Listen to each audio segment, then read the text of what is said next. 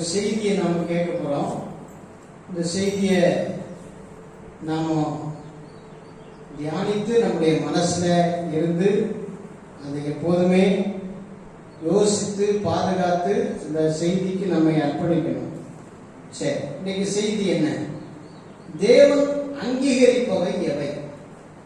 தேவன் அங்கீகரிப்பவை எவை? ஒரு 7 காரியத்தை உங்களுக்கு சொல்றேன். எதையெல்லாம் கர்த்தர் அங்கீகரிக்கிறார்? அங்கீகாரம் அப்படிங்கிற வார்த்தையை நம்ம மனசுல வச்சுக்கணும். அல்லேலூயா. ஏன்னா இப்ப உலகத்துல எத்தனையோ பொருட்கள், ப்ராடக்ட், நிறைய ப்ராடக்ஷன் வருது, நல்ல பலவிதமான காரியங்கள் வருது. உதாரணமா எடுத்துக்கோமே, ஒரு நல்ல உணவுப் பொருள், நல்ல ஒரு ட்ரிங்க், நல்ல குடிக்கக்கூடிய நல்ல ஒரு ஹெல்த் ட்ரிங்க் வருதுன்னு வச்சுக்கோங்க. அந்த ஹெல்த் ட்ரிங்க எந்த ஒரு அங்கீகாரமும் இல்லாம கம்பெனி வச்சு அந்த ஹெல்த் ட்ரிங்கை ரெடி பண்ணி அதுக்கு டப்பா போட்டு லேபிள் போட்டு அனுப்பி விட்டாக்கா அந்த கவர்மெண்ட் என்ன பண்ணிடுவாங்க? வந்து ஸ்டாப் பண்ணி அதை சீஸ் பண்ணிடுவாங்க. அதை தடை செய்து அதை யார் செஞ்சாங்களோ அவங்கள ஜெயில போட்டுருவாங்க.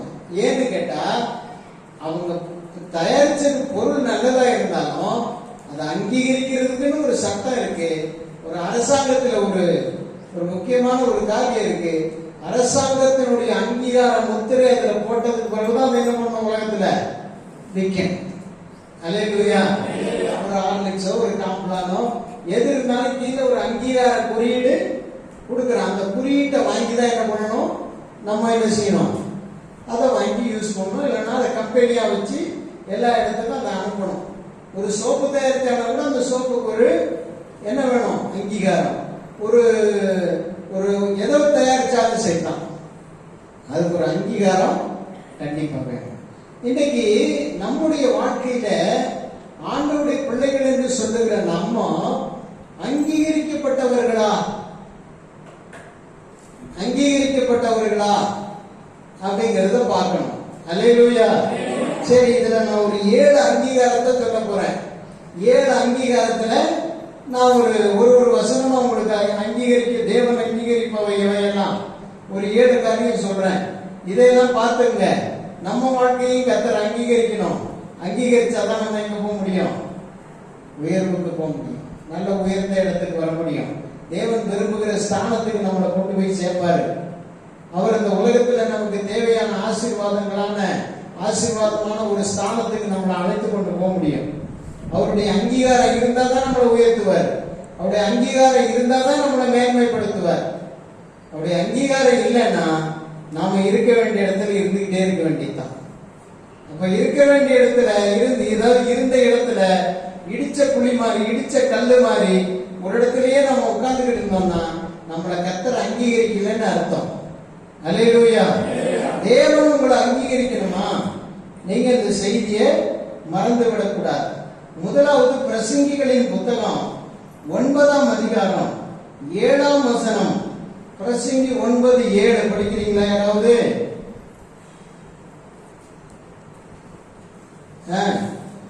தேவன் உன் கிரியைகளை அங்கீகரித்திருக்க, நீ போய் உன் ஆகாரத்தை சந்தோஷத்தோட புசித்து உன் திராட்சரசத்தை மனமகிழ்ச்சியுடன் குடி. தேவன் உன் கிரியைகளை அங்கீகாரம் பண்ணி இருக்கிறார். அப்போ அந்த பிரசங்கி 9ஆம் அதிகாரம் 1ஆம் வசனத்துல யார கர்த்தர் அங்கீகாரம் பண்ணி இருக்கிறாரு? யார போய் புசித்து குடித்து சந்தோஷமாயிருன்னு சொல்றாரு அப்படின்னு 1ஆம் வசனத்துல எழுதிருக்கு. படிங்க. இவை எல்லாவற்றையும்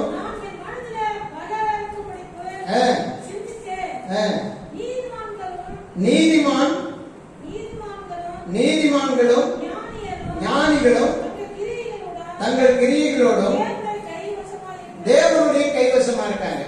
நீதிமான்களும் நீதிமானாகிய ஞானிகளும் தேவனுடைய கைவசமா இருக்கிறதுனால, அதாவது அவருடைய கஸ்டடியில இருக்கிறதுனால, அவருடைய வசமாக வாழ்கிறதுனால, அவர் என்ன விரும்புகிறாரோ அதை செய்யும்படி அவர்கள் அந்த தேவனையே சார்ந்து தேவனுடைய பாதப்படியவே நோக்கி அவரையே பற்றி கொண்டு அவரையே பிடித்து கொண்டு வாழ்வதனால அவர்களுடைய கிரியைகளை நான் அங்கீகரிச்சிருக்கிறேன்.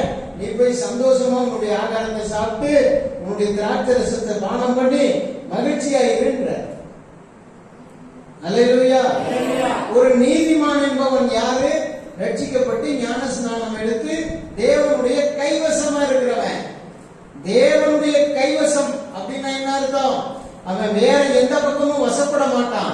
யாரும் அவனை வசப்படுத்திக் கொள்ள முடியாது. எந்த பேயும் அவனை வசப்படுத்த முடியாது. எந்த பாவமும் அவனை வசப்படுத்திக் கொள்ள முடியாது. அவன் தேவனுடைய கைவசமானவன். ஆமென். அல்லேலூயா. அப்ப தேவனுடைய கைவசமாய் இருக்கிற நீதிமானும் ஞானியுமாய் இருக்கிற ஒருவனை பார்த்து தேவன் சொல்றாரு. அதான் 7ஆம் வசனத்துல நம்ம படிச்சோம். நீ போய் உன் ஆகாரத்தை சாப்பிடு, உன் திராட்சை ரசத்தை குடி, சந்தோஷமா இரு, மனமகிழ்ச்சியா இரு அப்படின்னு கர்த்தர் ஆசீர்வதித்து அனுப்புறாரு. உனக்கு சந்தோஷமும் மனமகிழ்ச்சியுமான நிலைமை வேணுமா? உன்னை தேவன் அங்கீகரிக்கணுமா? நீ கர்த்தருடைய கைவசமாயிரு, கர்த்தருடைய கைவசத்துல இரு. அவர் கைவசமா வாழ பழகு. அல்லேலூயா. ஏன்னா அவன் மறந்த தலையில தடவி அவன் பொண்டாட்டி அவனை வசப்படுத்திட்டு போயிட்டான். இவன் பொண்டாட்டி இவனை வசப்படுத்திட்டு போயிட்டான். இவன் இவளை வசப்படுத்திட்டான். உலகத்துல கேள்விப்படணும்ல, அது இந்த பகுதியில தான் அதிகம். வசப்படுத்தி விட்டான். கையில மருந்து வச்சுட்டான், வயிற்றுல மருந்து வச்சுட்டான், சோத்துல மருந்து வச்சுட்டான், தலையில மருந்து தடவிட்டான். அவன் சொல்ற மாதிரி செய்யணும்னு ஆயிப்போச்சு. இப்ப அவன் பின்னாலேயே திரியிறான். நம்ம என்ன சொன்னாலும் அவனுக்கு புரிய மாட்டேங்குது, கேட்க மாட்டான். அவன் பின்னாலேயே பைத்தியக்கார மாதிரி போய்கிட்டு இருக்கான். என்னாச்சு? அவன் மறந்த தடவிட்டான், அவன் வசப்பட்டு போனான். சொல்ற மாதிரி இப்ப பாருங்க, இந்த உலகத்துல எவன் வசப்பட்டாலும் பிரச்சனை தான். ஆனா கர்த்தருடைய கைவசம் இருந்தா உன்னை கர்த்தர் அங்கீகரிப்பார். உன் சாப்பாடு நல்லா இருக்கும், நீ குடிக்கிற தண்ணி நல்லா இருக்கும், நீ குடிக்கிற திராட்சை ரசம் நல்லா இருக்கும், உன் வாழ்க்கை செழிப்பா இருக்கும், உன் வாழ்க்கை எப்போதுமே நிம்மதி நிறைந்ததா இருக்கும். நீ கர்த்தருடைய கைவசத்தில் இருந்தா மட்டும்தான். நீ இப்ப யார் கைவசத்தில் இருக்க? சிலர் குடியினுடைய கைவசத்தில் இருக்கான், சிலர் விபச்சாரியுடைய கைவசத்தில் இருக்கான், சிலர் வேசியுடைய கைவசத்தில் இருக்கான், சிலவன் பணக்காரனுடைய கைவசத்தில் இருக்கான், சிலவன் அரசியல்வாதி கைவசத்தில் இருக்கான், சிலவன் சில முதலாளிகளுடைய கைவசத்தில் இருக்கான், சிலவன் சில போதையினுடைய கைவசத்தில் இருக்கிறான். உண்டா இல்லையா? சொல்லுங்க. எப்படி எவன் கைவசத்திலே இல்லாம மனுஷன் மாட்டிட்டு சுத்தி இருக்கிறான். சில சொத்து சுகத்தோட கைவசத்தில் இருக்கான், சிலவன் புறஜாதிகளுடைய கைவசத்தில் இருக்கான், தேவனை அறியாதவனுடைய கைவசத்திலே இருக்கான். அவன் கைவசத்தில் இருக்கிறது வரைக்கும் உன்னால அங்கீகாரம் பெற முடியாது. அல்லேலூயா. உலகத்தில் சொல்றான் ISI முத்திரை, அரசாங்கத்தினுடைய குறியீடு எண் அப்படின்னு வாங்கிடுறான். அதை வச்சு உலகமே பெருமை பாராட்டுது. பாருங்க, இந்த பொருள் அரசாங்கத்தினுடைய குறியீடு வாங்கினது. ரொம்ப அப்படியே சொல்றான், இவங்க அங்கீகரிக்கப்பட்டாங்க, உங்களுடைய சாதனைகளை கின்னஸ்ல அங்கீகரிச்சுட்டாங்க, உன்னுடைய சாதனைகளை ஆஸ்கர் விருதுல ஆஸ்கர் அவார்டு அங்கீகரிச்சிருச்சு. உலகத்தில் இருக்கிற அங்கீகாரம் உலகத்தோட அழிஞ்சு போகும். ஆனா கர்த்தருடைய அங்கீகாரம் நீ கடைசி வரைக்கும் பரலோகம் வரைக்கும் நிலைநிற்கும். உனக்கு கர்த்தருடைய அங்கீகாரம் வேணுமா? நீ யாராயிரு? நீதிமானாயிரு, ஞானியாயிரு. ஞானினா யாரு? எல்லாவற்றையும் பகுத்து சிந்தித்து நிதானிக்கிறவன், எல்லாவற்றையும் யோசித்து நடக்கிறவன், தன்னைத்தான் நிதானித்து அறிகிறவன், மற்றவர்கள் ஒருவரால் நிதானிக்கப்படாதவன், ஆவிக்குரியவர்களால் நிதானிக்கப்படுகிறவன், ஆவியானவர் அவனை அங்கீகரித்திருக்கிறார். எனவே நீ எந்த அங்கீகாரத்தை பெற்றுக்கொள்ள வேண்டும்? நல்ல யோசனை பண்ணிப்பார். உன்னுடைய அங்கீகாரம் யாருடைய அங்கீகாரமா இருக்கு? நீதிமான், ஞானி, இவர்களை அங்கீகரித்திருக்கிறார். அல்லேலூயா, அல்லேலூயா. இரண்டாவது ஒரு அங்கீகாரத்தை சொல்றேன். ஆதியாகமம் 4ஆம் அதிகாரம் 4ஆம் வசனம் படிங்க. ஆதியாகமம் 4:4.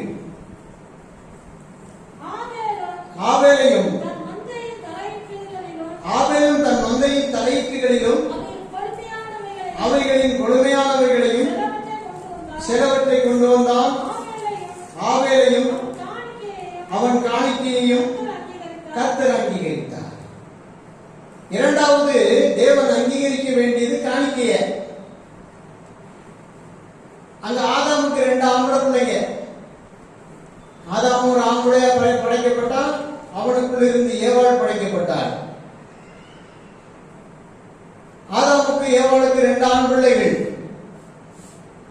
பிறகு நிறைய பிள்ளைகள் உண்டு.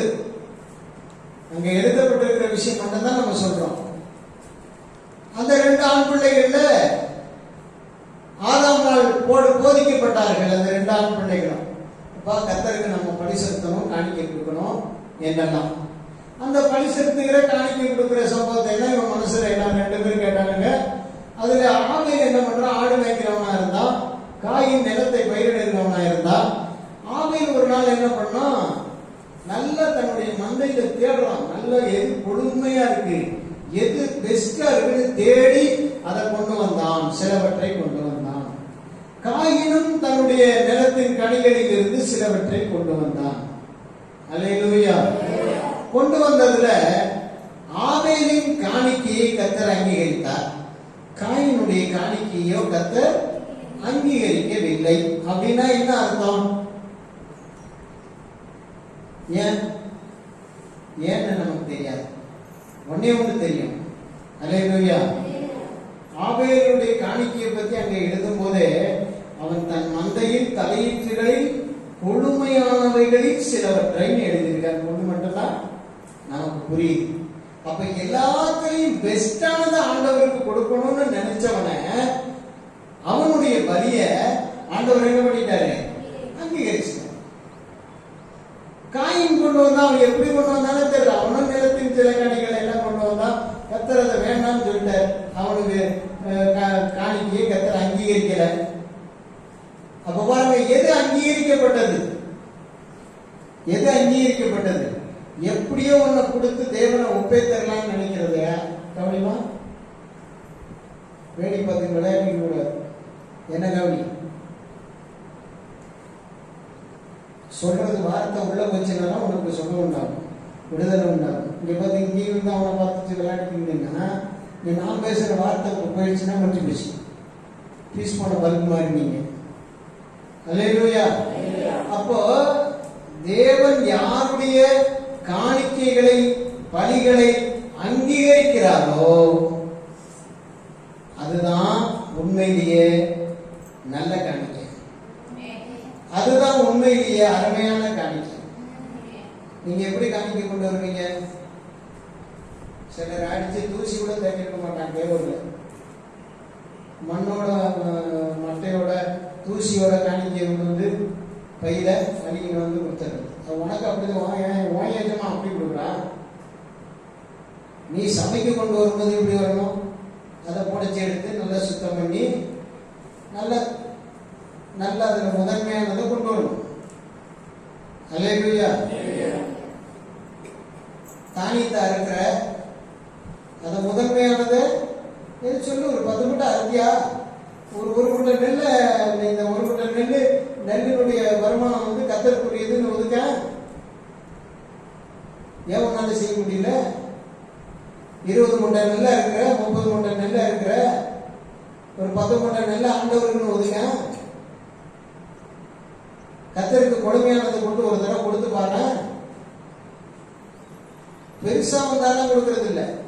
ஏதாவது சின்னதா இருக்கும்போது அதுல இதுல காணிக்கை கொடுத்துட்டு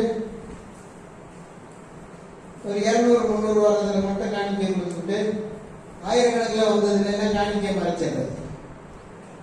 அங்கீகரிப்பாரு நினைக்கிறீங்க? நான் ஏதோ சொல்றேன். இந்த மாதிரி தேவை ஓடி தின்னு ரொம்ப கஷ்டமான நேரத்துல இதுவாயிரம் கிடைச்சிச்சே, கர்த்தருக்கு சோத்திரம்னு நான் வாங்கி வேணா என்ன செய்யலாம், தோத்திரம் போட்டு அதுவும் அரைக்குறை மனசோட நினைப்பேன்.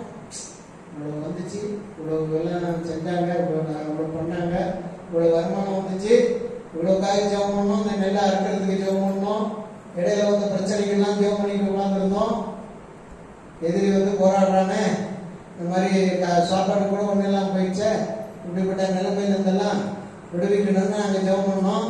சரி, ஏதோ ஒன்று அதில் வரல, ஒன்றும் சுத்தமாக வரல, ஏதோ ஒன்று வந்துச்சுன்னு 300-400 அதை வாங்கி கொடுத்ததை வாங்கி தோத்திரம் பண்ணி பாக்கெட்டை போட்டுக்கினேன். நான் அங்கீகரிக்கல, கர்த்தரும் அதை அங்கீகரிக்கல. ஆனா எனக்கு தேவை இருந்துச்சு, நான் வாங்கி குடிக்கிற செலவு பண்ணேன். ஆனால் கர்த்தர் பார்த்து கடைசி நேரத்துல உனக்கு இச்சையா பிச்சையா போடுவார். எப்படி? நீ ஒன்று கேட்டா உனக்கு கால்வாசி கூட கிடைக்காது. நீ ஒன்று விதைத்தா